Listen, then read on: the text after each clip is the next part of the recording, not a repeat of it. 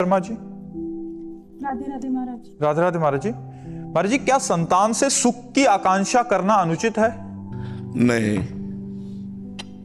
संतान सुख की आकांक्षा और संतान से सुख की आकांक्षा गृहस्थ धर्म में करना ही चाहिए। जब महाराज दशरथ जी के बहुत समय तक पुत्र नहीं हुआ तो चिंतित हुए ना। चिंतित होकर के ऋष्यशृंग ऋषि को बुलाया गया, फिर पुत्रेष्टि यज्ञ हुई, फिर भगवान श्री राम, भरत, लक्ष्मण, शत्रुघ्न इनका प्रादुर्भाव हुआ। तो संतान सुख की आकांक्षा करना और संतान से सुख की आकांक्षा करना ये गृहस्थ धर्म से युक्त है, ना कि परमार्थ से। परमार्थ से तो हमारा कर्तव्य है, यदि संतान उत्पन्न हो जाती है तो उसको दुलार करना, पढ़ाना, लिखाना, उसका ब्याह करना, लेकिन सुख भगवान से चाहना। परमार्थ का स्वरूप है सुख सिंधु भगवान से सुख चाहना और भावे रखना। नाथ सकल संपदा तुम्हारी, मैं सेवक समेत सुत नारी। ये परिवार सब कुछ प्रभु आपका है, मैं आपसे ही सुख चाहती हूँ, ना कि पुत्र से। अगर हम संतान से सुख चाहेंगे और कल वो प्रतिकूल चलेगा, बच्चा प्रतिकूल हो गया, तो हमारा पूरा जीवन दुखमय हो जाएगा, नरक में हो जाएगा।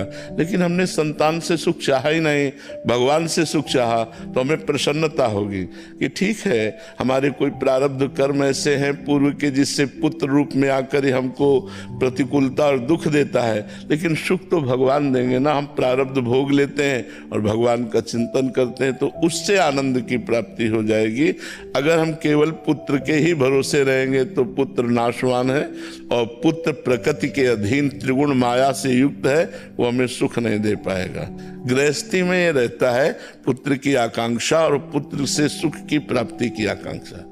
श्यामाजू सेचरी, श्री हरिवंश महाराज जी। महाराज जी, आप कह रहे हैं कि आप गाड़ी से वृंदावन 4 व्हीलर से घूम रहे थे या जा रहे थे कहीं, तो एक कुत्ता उनकी लापरवाही से उसको भयंकर चोट लगी, बट वो बहुत करा रहा था, तो ये आगे चले गए किसी कारणवश। इनको लगा कि वो पधार गया होगा, ऐसा लगा। तो महाराज जी, ऐसा अपराध बन गया तो उसका मोचन के लिए क्या उपाय करें? उसे सही माने में बात यह है कि हमको गाड़ी कंट्रोल में चलानी चाहिए, और दूसरी बात यह कि हम गाड़ी चला रहे हैं, अचानक आगे से कोई कुत्ता या गाय या कोई पशु आ जाता है और हमारा कंट्रोल नहीं बन पाता, तो उसमें हमारा अपराध नहीं है।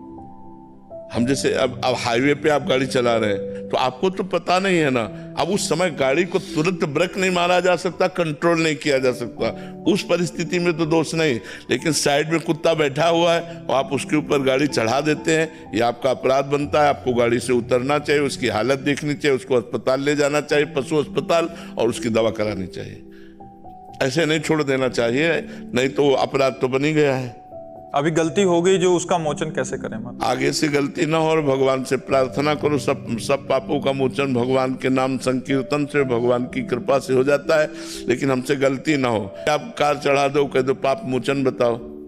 आप समझो, तुम्हारी आंखें हैं, तुम्हें सावधानी पूर्वक चलाना चाहिए। अगर ऐसी घटना घट जाती तो आप उतरिए, आप दयावान बनिए। उसका कोई नहीं है, उसको आप देखिए कि क्या उसकी हालत, उसका पैर टूट गया, उसका क्या पता लगाइए, यहाँ कोई पशु अस्पताल है क्या, आप उसको ले जाइए। तो आपका कर्तव्य बनता है, क्योंकि आपने उसका अंग भंग किया है, तो कम से कम वो जैसा हालत में हो, ऐसी परिस्थिति में औषधि आदि के द्वारा उसको। लोग ऐसा पशुओं के प्रति नहीं देखते, तो फिर तुम्हारे प्रति कौन देखेगा जब तुम्हारा एक्सीडेंट होगा? परिणाम तो आएगा ना, बस अपना स्वरूप लेकर के आएगा ना, और वो स्वभाव बन करके आएगा। 100 का स्वभाव मिलता है। अगर 1 रुपया दोगे तो 100 रुपया मिलेगा, और 1 चोरी करोगे तो स्वभाव तुम्हारे जाएंगे। तो 1 पाप बना तो स्वभाव बन करके वो आएगा, तो फिर तुम्हारी टांग टूटेगी कहीं ना कहीं। तो फिर, और उस समय कोई तुम्हें अस्पताल नहीं ले जाएगा, ऐसी जगह टूटेगी। मान लो आप आराम से फुटपाथ में जा रहे हो, मारा धक्का, आपकी टांग टूट गई। अब आप कराओ, आप वैसे ही कष्ट भोगो, फिर जब कष्ट का निवारण हो जाएगा जितने घंटे में, फिर आप वहां अस्पताल पहुंच पाओगे। विश्वास मानिए, एक एक कर्म का फल आपको भोगना पड़ेगा। इसलिए बहुत डरो, कोई ऐसा कर्म न बन जाए। अगर कर्म बन जाए तो दयावान बनो, उस समय उसकी सहायता करो। पशु है, वो किसी से नहीं कर सकता, केवल रो सकता है, और जब वो रोएगा परमात्मा सुनेगा तो तुम्हारे लिए हिसाब तैयार हो जाएगा। ये पशु पक्षी मूक हैं, ये किसी से बोल नहीं सकते, लेकिन ये रो सकते हैं, और जब ये रोते हैं तो परमात्मा देखता है, फिर उसका हिसाब होता है। इसलिए हम सबसे कहते हैं मांस मत खाओ, शराब मत पियो, गंदे आचरण मत करो। शराब पी के गाड़ी चलाओगे तो आप गलती कर बैठोगे, मांस खाओगे जीवों की हत्या होगी, आपको उसका दंड मिलेगा। लेकिन आज की समाज इतनी बहिर्मुख हो रही है, इतना सांसारिकता बढ़ रही कि सोच रहे हैं कि मांस के बिना हम पुष्ट ही नहीं हो सकते। ऐसी बात नहीं है। आप सात्विक भोजन पाओ और संयम से रहो तो आप स्वस्थ रहोगे, और लोक पर लोक आपका बन जाएगा। नहीं जीना कितने दिन यार, पाप करके क्यों मरो? लोगों का कथन है कि जितना जीना है मौज से जियो, और तुम वो मौज समझ रहे हो, मौत है वो। मौज तो है भगवान के चिंतन में, परोपकार करने में, दूसरों को सुख पहुंचाने में, जीवों को दया करने पे मौज है। आप देखो लोग इतने इतने धर्मात्मा होते हैं, चिड़िया चुगाते हैं, चीनी डालकर चींटियों को चुगाते हैं, पशु पक्षियों का पोषण कर, ये है। ऐसा थोड़ी कि पशुओं की हत्या करके उबाल के खा जाओ, ये मौज है तुम्हारी, ये मौत है तुम्हारी। समय आएगा तब तुम देख लेना। देख लो बचपन से बाबा जी हैं, दूसरों के द्वारा दिया हुआ कष्ट सहा है, कभी किसी को मतलब कष्ट दिया नहीं है। तो आज हमें परिणाम पूर्व जन्म का, किस कर्म का फल मिला है। तो आप सोचो आप लोगों के कर्म आपको क्या हिसाब दिखाएंगे समय आने पर। इसलिए बहुत होश में, कोई गलत कर्म ना बनने पावे, किसी जीव को दुख ना होने पावे, बहुत सावधानी पूर्वक चलो। महाराज गोपाल शास्त्र नाम का पाठ किया था 3-4 गोपाल शास्त्र नाम का पाठ किया था 3-4 दिन बाद। सबसे बड़ा परेशानी है कि आप गाड़ी से उतरी क्यों नहीं, आप उसको देखा क्यों नहीं। कुछ अपराध होते, जैसे अब रफ्तार से गाड़ी में होगा तो आप गोपाल शास्त्र नाम पाठ कर लो, क्योंकि आपके कंट्रोल में कोई नहीं था। आप कंट्रोल में थी, आप उसे जान रहे, दुख पा रहा, फिर आप नीचे नहीं उतर रहे, तो गोपाल शास्त्र नाम पाठ करते हुए भी उसका दंड मिलेगा आपको। कुछ अपराध ऐसे होते हैं जो अनजाने में अपराध, जिससे गाय भी मर जाए। हम कह रहे हैं जिससे गाड़ी रफ्तार से चल रही, अब हाईवे पे या एक्सप्रेस जो बड़े बड़े रोड है, अब वो कंट्रोल नहीं कर सकता, वो अचानक भाग करके आई है और धक्का लगा मर गई, तो उस समय भगवान नाम कीर्तन आदि से वो बकाया वो माना नहीं जाएगा पाप, क्योंकि उस समय आपकी ना मानसिकता है कि आप उसे मारे, और ना आपके बस में कि आप गाड़ी रोक सके। लेकिन आप गाड़ी जाना कि वो पशु दुख युक्त हुआ और फिर भी आप छोड़ के चल दिए, ये प्रमाद स्थिति है। भगवान से प्रार्थना करो, वही क्षमा कर सकते हैं। मोहन सिंह चौहान जी। श्री हरिवंश महाराज जी। महाराज जी, अगर हम निरंतर नाम जप करके भगवान की प्राप्ति करें, या महाराज जी दूसरा पक्ष रख रहे हैं कि मनमाने आचरण से धन कमाकर भंडारा करना है, मंदिर बनवाएं, पुजारी बिठा दें वहां, तो महाराज जी दोनों में से कौन सा उत्तम है? उत्तम की बात कहते हो? मनमानी आचरण करके भंडारा खवाओगे और पुजारी बैठा दोगे तो नरक जाओगे। मनमानी पैसा कमाओगे, मनमानी शब्द है मनमानी, मनमानी में अधर्म भी आता है। धर्म से धन कमाएंगे, शब्दों का ही उत्तर होता है।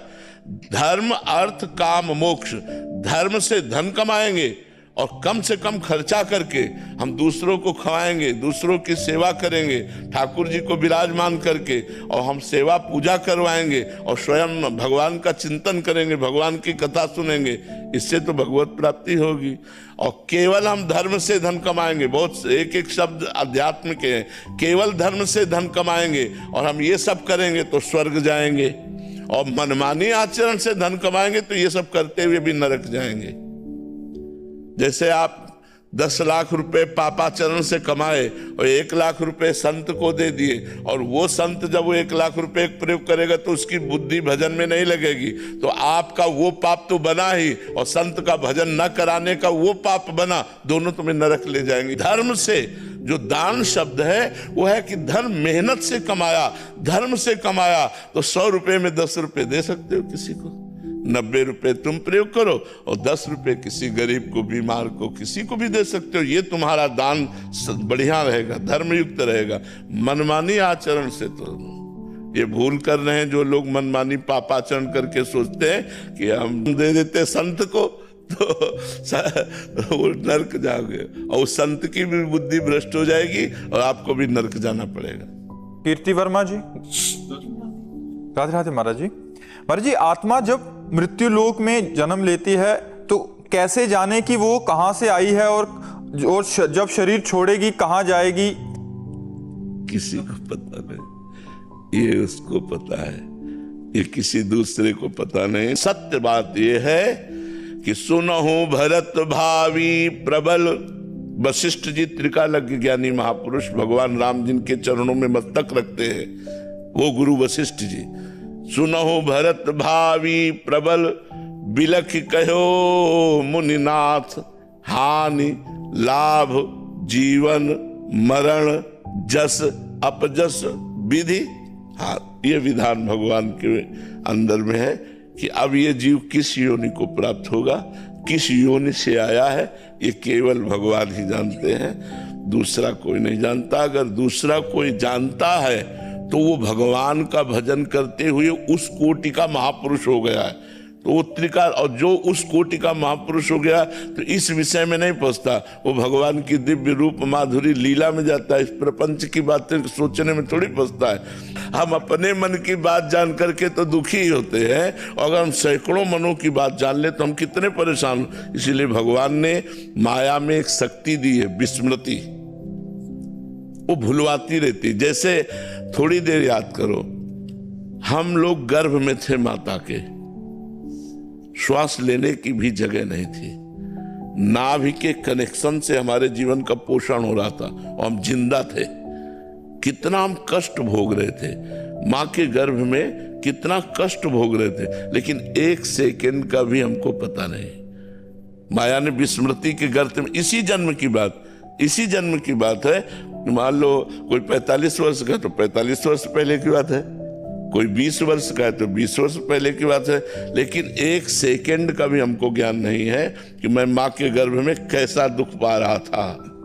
ये भगवान की माया में एक विस्मृति शक्ति है जो सब विस्मरण करा देती है। अब जैसे पूछा जाए 3 दिन पहले आपने दोपहर में क्या पाया था, तो आपको सोचना पड़ेगा, नहीं सिर्फ 3 दिन की बात में सोचना पड़ेगा, वो विस्मृति के गर्त में डालती रहती है। तो ऐसे ही हम जो पीछे किस योनि में थे, अब किस योनि में जाएंगे, ये सिद्ध पुरुष जानता है।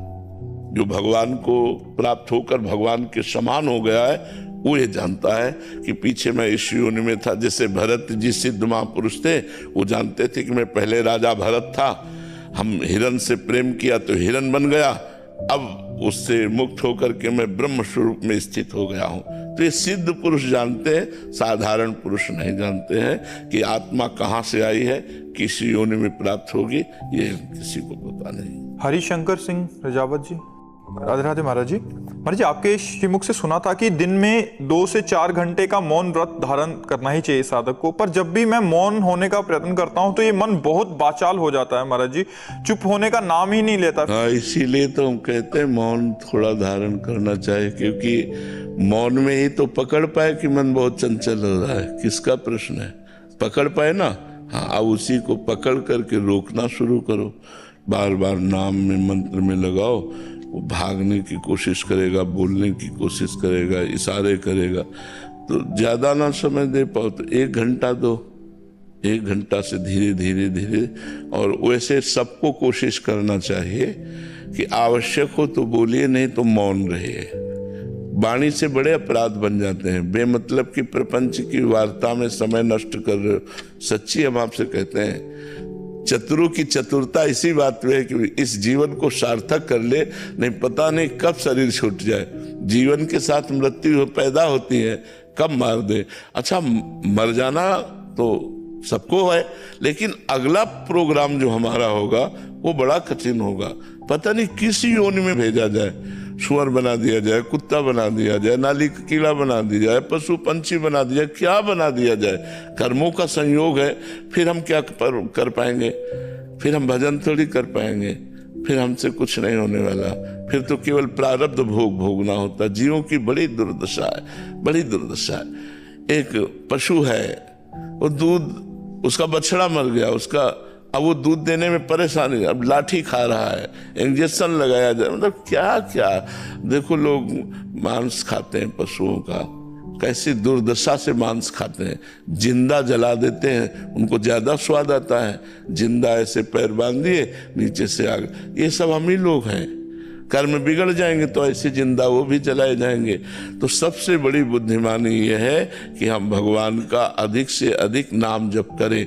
इसीलिए हम कहते हैं कि कम बोलो, कम बोल के काम चलाओ। राधा राधा, मान लो आपका मन नहीं लग रहा तो हमने 2 बार राधा बोला तो हमारे रजिस्टर में लिखा तो जाएगा कि 2 बार इसने राधा बोला, 2 बार भगवान का नाम लिया, ये तो लिखा जाए। तो इतने गंदे आचरणों में प्रपंच में 2 बार भगवान का नाम लिखा गया तो हमारा हिसाब अच्छा आएगा, क्योंकि भगवान के नाम की महिमा अपार है। इसलिए हमें चाहिए सबको कि थोड़ा समय ऐसा निकालो जागृत का। 5-6 घंटा तो सब मौन रहते हैं, जब नींद में सोते हैं तो कौन बात करता है। तो हमें लगता है कि जागृत में 1 घंटा समय अगर ऐसा निकाला जाए, 2-4 घंटे तो बहुत अच्छी बात है, लेकिन 1 घंटा ही समय निकाला जाए कि हम मौन रहेंगे, किसी भी स्थिति में न लिखेंगे न बोलेंगे, 1 घंटा मौन रहेंगे। तो उस समय हम मन की हरकत को पकड़ सकते हैं, कहाँ जा रहा है, मतलब कितना गंदा है, कितना प्रपंच कर, और उसी में राधा राधा राधा वल्लभ श्री हरिवंश, राधा वल्लभ श्री हरिवंश। तो आप उस मन को एकाग्र कर सकते हैं। जीवन वही सार्थक है जो भजन कर रहा है, सुखी वही हो जाएगा जो भजन कर रहा है। जो भजन विमुख है वो तो बिल्कुल मिथ्या जीवन है यार, बिल्कुल बेकार जीवन है। खूब भोग विलास कर रहे, खूब अरबों रुपया सब माना, एक स्वप्न की तरह जीवन व्यतीत हो गया। मरे तब कुछ साथ नहीं जाना, और जो भजन करने के लिए आए थे वो भजन किया नहीं, सब व्यर्थ जीवन चला गया। मरा हुआ मनुष्य है जो भोगों में रत है, जीवित वही है जो भगवान का भजन कर रहा है। वो स्वामी जी तुलसीदास जी महाराज कह रहे, जिन हरि भगति हृदय नहीं आनी, जीवित सब समान ते प्राणी। जिसके हृदय में भगवान की भक्ति नहीं आई वो मुर्दे के समान है। जिन हरि भगति हृदय नहीं आनी, जीवित सब समान ते प्राणी। वो जीते जी मुर्दा है, व्यर्थ का, बिल्कुल सच्ची बात मान लो। आप भोगों में रत होंगे इसलिए आपको बात समझ में नहीं आ रही होगी, बिल्कुल यही सार बात दिखाई दे रही।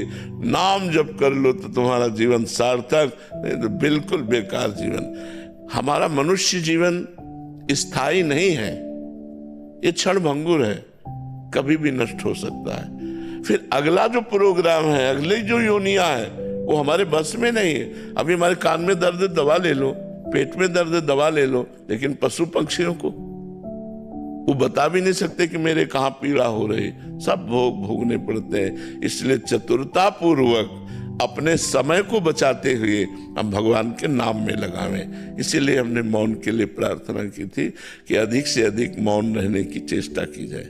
नागेंद्र यादव जी आजमगढ़ से, राधे राधे महाराज जी। महाराज जी, पलटू दास जी महाराज कहते हैं कि पलटू लिखा नसीब का, संत देत हैं फेर, सांच दिल नहीं आपना, तासे लागे देर। महाराज जी, इस कलयुग में संत दर्शन का फल क्या है महाराज जी? ये कह रहे हैं कि पलटू दास जी। कलयुग क्या, हर युग में पहला तो साधारण फल, संत दरस जिम पातक टरई। संतों के दर्शन मात्र से जो किए हुए पाप हैं वो नष्ट हो जाते हैं। गंगा पापम शशितापम दैन्यम कल्पतरुष तथा, पापम तापम तथा दैन्यम हरति साधु समागमा। गंगा जी केवल पाप को नष्ट करते हैं, चंद्रमा ताप को नष्ट करता है, कल्पतरु दरिद्रता को नष्ट करता है। यदि संतों का समागम हो जाए, संतों से अपनापन हो जाए और हम उनकी आज्ञा का पालन करने लगे तो पाप ताप दरिद्रता तीनों का नाश हो जाता है। दरस परस अगनास बास निज संग करो दिन, तीन मुख हरिजस सुनत श्रवण मानो न त्रपित छिन, कलि अभद्र वर्णत सहस कलि कामादिक दोष सब। जितने कलयुग के दोष हैं वो सब संत समागम से नष्ट हो जाते हैं। पाप ताप दैन्यता ये सब नष्ट हो जाती है। एक महान आनंद की अनुभूति होने लगती है जब हमारा भगवान से संबंध हो जाता है। तो वास्तविक पूछो तो संत दरस का फल है कि आप भले गृहस्थी में रहें लेकिन स्वभाव से संत बन जाना।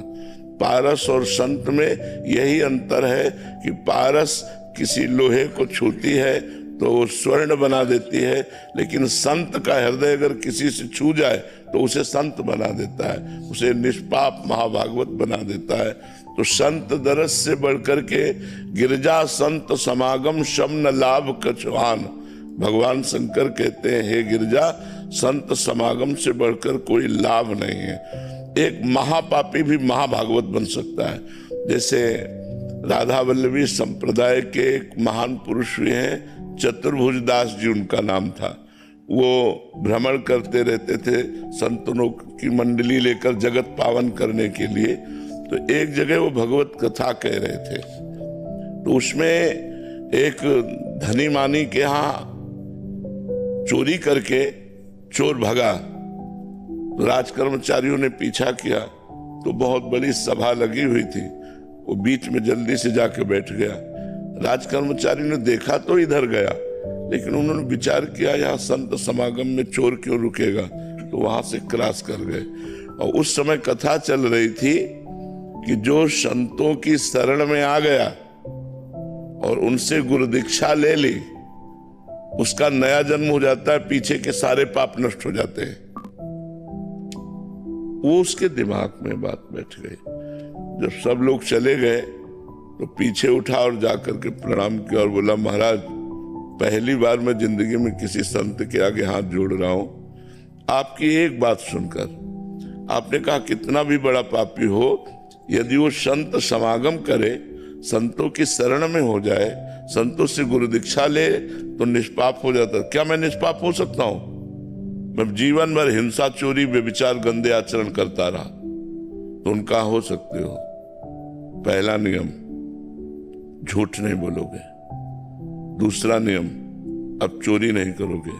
तीसरा नियम, जो नाम देंगे उसको जप करोगे, आज से तुम निष्पाप हो जाओगे। तो उसने कहा अभी दे दो, आज हमारा मन बदला है आपकी दीक्षा की बात सुनकर, कल पता नहीं मन राजी हो कि ना राजी हो, आज आप दे दो। तो उनका अभी दे देंगे।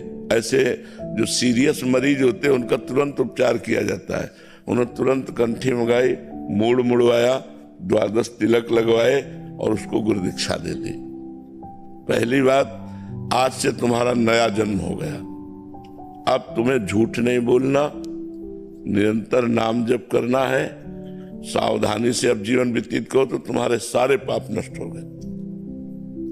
दूसरे दिन वो तिलक लगा करके कंठी पहन करके वैसे जा रहा था, तो राजकर्मचारियों ने देखा है तो चोर, तुरंत पकड़ लिया, बंदी बना लिया उसे और राजा के सामने ले गए। और जिस धनी आदमी के यहाँ चोरी की थी उसको सामने पेश किया। धनी आदमी ने कहा यही है, ये मूड मुड़वा लिया है, कंठी बांध लिया है, लेकिन चोर यही है जिसने कल हमारा सामान चुराया था। राजा ने पूछा क्यों भाई, आप वैष्णव तिलक धारण किए हुए हो, आपने चोरी की? उनका साहब इस जन्म में नहीं की। बोले ये कह रहा कल चोरी की और ये कह रहा इस जन्म में चोरी नहीं की। तो सत्य का निर्णय करने के लिए उसमें एक प्रक्रिया थी। लोहे का गरम जलता हुआ फार, उसको हथेली पे पीपल की पत्ती रख करके और 7 बार कच्चे धागे से ऐसे करके और उसके हाथ में रखा जाता था और 7 कदम चलवाया जाता था। अगर धागा जल गया, हाथ जल गया तो झूठा, अगर धागा भी नहीं जला, हाथ भी नहीं जला तो सच्चा। अब चोर को कहा गया कि तुमको ये परीक्षा देनी पड़ेगी। बोले पक्का दूंगा। वो प्रक्रिया की गई, उसने मन में विचार करके गुरु के चरणों में प्रणाम किया, कहा गुरुदेव आपने कहा था कि दीक्षा लेने के बाद नया जन्म होता है, मैं उसी बात को कह रहा हूं कि जोर से बोला, मैंने इस जन्म में कोई पाप नहीं किया। और 7 कदम चला, बिल्कुल नहीं जला, फेंक दिया लोहे का फार फेंक। राजा ने कहा इसको मृत्यु दंड दो, जो धनी मानी है ऐसे संत पर चोरी का इल्जाम लगाता है, इसे मृत्यु दंड। तो उसने कहा महाराज उसको भी मृत्यु दंड मत दो, क्योंकि वो भी सही कह रहा है। बोले अब तो मान ही नहीं सकते क्योंकि प्रमाण हो गया कि आप सही बोल रहे हो। बोले महाराज मैं कल चोर था, आज नहीं चोर, कल चोर था आज। तो बोले तुमने कहा इस जन्म में पाप नहीं किया। बोले हाँ गुरुजी ने कहा था दीक्षा लेने के बाद नया जन्म होता है, तो मैंने इस जन्म में पाप नहीं किया। राजा बड़े प्रसन्न हुए और उन्होंने कहा अपने गुरुदेव के दर्शन कराओ। फिर वो चतुर्भुज दास जी के दर्शन करके वो भी उनका शिष्य हो गया। तो देखो संत दर्शन से घोर पापी नीच आदमी भी भगवान को प्राप्त हो सकता है, पक्की बात, इसमें कोई संशय नहीं है। संत दर्शन से संत स्वयं बन जाए तो सच्चा संत दर्शन माना जाता है। हमारे गंदे आचरण छूट जाए, हमारी गंदी भावनाएं सुधर जाए, हमारा नाम जब चलने लगे, हमें संसार के भोगों की चाह न रह जाए, यही संतों के दर्शन का फल है। किसका प्रश्न था, आप समझ पाए प्रभु? रवीश कुमार जी। श्री हरिवंश महाराज जी, महाराज जी आपकी अपार कृपा से मैं करीब 1 वर्ष से श्वास श्वास में नाम जप करने का प्रयास कर रहा हूँ। महाराज जी कृपा करके कुछ मेरे को बातें हैं उसमें समझनी है। श्वास में जब नाम जप करते हैं तो आरंभिक और मध्यम और उन्नत तीनों चरणों की अवस्थाएं क्या होती हैं, क्या लक्षण आते हैं जब प्रारंभ करते हैं, या मध्यम में, या इसकी उन्नत अवस्था क्या? देखो प्रारंभ में क्या होता है, उपांश सहित श्वास में नाम चलता है। मध्यम में जो होता है वो ओठ जबान नहीं हिलती, लेकिन नाक की ठसक से होता है। हमारी बात समझना, वायु की ठसक से होता है। हम प्रयास कर रहे हैं, जबान बंद है, ओठ बंद है, लेकिन हमारा प्रयास चल रहा है। और जो आखिरी स्थिति होती है वो बिना प्रयास के चलता है, जैसे चल रहा है ना, उसको ठसक की, नाक में वायु की जैसे हम गुनगुनाते नहीं अंदर, ऐसे वो बिल्कुल धीमे स्वर में हम मंत्र को गुनगुनाते हैं। वो दूसरी श्रेणी होती है। और तीसरी होती जो एकदम मानसिक चलती है, शांत मुद्रा, कोई चेष्टा नहीं, मंत्र। ये परम पवित्र स्थिति होती है। ये लगभग सिद्धावस्था की तरफ जाती है, पर बड़ा कठिन है। देखो जब शरीर में सुख स्वस्थता तो भोग अच्छे लगते हैं, और जब दुख विपत्ति तो कुछ अच्छा नहीं लगता। भगवान का भी भजन नहीं होता। जब शरीर में पीड़ा होती ना, बड़ी परेशानी होती, भगवान का भी भजन नहीं होता। इसलिए यावत स्वस्थमिदम कलेवरम यावत च दूरे जरा, जब तक शरीर स्वस्थ है, बुढ़ापा दूर है, तब तक भजन का प्रयास कर लेना चाहिए। नहीं बड़ी दुखद परिस्थितियां हैं, न जाने किस योनि में जाना पड़ेगा, क्या क्या कष्ट भोगना पड़ेगा। इसलिए भगवान का नाम जप करो। प्रथम यही जो बताया, द्वितीय नाक से, नाक के स्वर काटते हुए अंदर, और तृतीय मन से चलता है, मानसिक स्थिति से। आपको इतना कष्ट है, आप कैसे कर लेते हैं? आपको इतना कष्ट है, आप कैसे कर लेते हैं? शारीरिक कष्ट होने पर भी आप इतना नाम जप कैसे करते हो? इतने लोगों को आपने प्रभावित किया है। असल बात क्या है कि भगवान की कृपा है। और आपको दूसरी बात बता दें कि बचपन से अभ्यास है। जैसे बूढ़ा आदमी हो गया और हाथ कांप रहा हो, लेकिन वो शूटर रहा हो तो वो निशाने पे ही गोली मारेगा, हाथ कांपते हुए भी, क्योंकि वो शूटर रहा है ना, जीवन भर उसने गोली चलाई है। अब हम लोगों को तुम गोली बंदूक पकड़ा दो तो जो भरने नहीं आता, चलाने नहीं आता। अभ्यास योग युक्त ने चेतसाना। अब हमारे कोई और है नहीं, दुख में है तो उन्हीं में, सुख में है तो उन्हीं में। देखो जीवन के साथ मृत्यु है, हम हर समय तैयार रहते हैं मृत्यु के लिए। अब जैसे वो कष्ट की स्थिति थी, उस समय भी मैं श्री जी का शरणागत हूँ, श्यामा श्याम का शरणागत हूँ। ये शरीर नाशवान है, आज नहीं तो कल छूटेगा। राधा राधा राधा राधा। बस आपसे बता रहे, आप सब लोगों से इसलिए बता रहे कि अभ्यास करो और भगवान को अपना मानो, तो भारी दुखों में भी एक आनंद बना रहता है। और अगर भगवान से अपनापन नहीं तो दुखों से निपट पाना बहुत कठिन। अमोल जी पुणे से। राधे राधे। राधे राधे महाराज जी। महाराज जी श्री गुरु की दीक्षा और अनुग्रह में क्या अंतर है? वैसे गुरु दीक्षा ही अनुग्रह है, यदि हम उसको मान लेते हैं तो। अगर गुरु दीक्षा को हम गुरु कृपा मान लेते हैं, क्योंकि गुरु जी का जो जीवन होता है वो मंत्र होता है। नाम सुकृत धन अपनी जीवन, अतिहित मान देत वरदान, वृंदावन हित बलि पद पावन, भक्ति प्रकाशत जीव जग भान, नमो नमो गुरु कृपा निधान, नमो नमो गुरु कृपा निधान। गुरुदेव ने नाम रूपी मंत्र रूपी अपनी पूरी जीवन शक्ति दे दी आपको। इससे बड़ा अनुग्रह क्या होगा। अब हम क्या करें, उस नाम का निरंतर जप करें तो प्रतिपल हमें गुरु कृपा का अनुभव होगा। अब नाम जपते नहीं, मनमानी आचरण करते हैं तो फिर गुरु अनुग्रह प्राप्त नहीं हुआ। गुरु अनुग्रह वही माना जाएगा जब नाम और मंत्र मिला और उस पर हम डट के चल दिए, फिर आगे चलकर अनुग्रह होता है। एक बार काफी समय हो गया गुरु जी की सेवा में रहते हुए, तो एक दिन वो ऐसे यमुना किनारे टहल रहे थे। उन्होंने शिष्य से कहा, देख नंद नंदन गौवें चराते हुए आ रहे हैं। उनका गुरु जी हमको तो नहीं दिखाई दे रहा। तो ऐसे चपत है, देख ना, दिखाई देने लगा। तो जब गुरु सेवा और गुरु भजन और गुरु में समर्पण, तो दिव्य लीलाओं का दर्शन गुरुदेव कृपा करते हैं जब तन मन प्राण गुरुदेव के चरणों में समर्पण हो जाते हैं। कृपा तो उसी दिन से शुरू हो गई जिस दिन से उन्होंने नाम मंत्र दिया। पर जब तक हम नाम मंत्र नहीं जप करेंगे तब तक कृपा का अनुभव, कृपा का साक्षात स्वरूप है भगवान का साक्षात्कार हो जाना।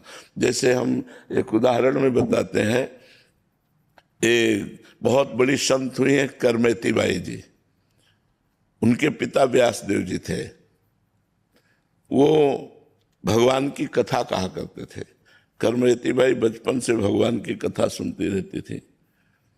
एक दिन एक चोर, जिसके माता पिता ने शिक्षा दी थी कभी कथा न सुनना, और वो वहीं से गुजर रहा था, तो वो वर्णन कर रहे थे, आज भगवान श्री कृष्ण को यशोदा मैया ने सोने का हार पहनाया।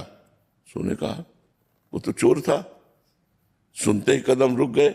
मैया ने फिर सोने की बाजूबंद पहनाई, फिर सोने का कंगन, फिर करधनी भी सोने की, आज लकुट भी सोने की दी, और लाला को गौएं चराने के लिए भेजा।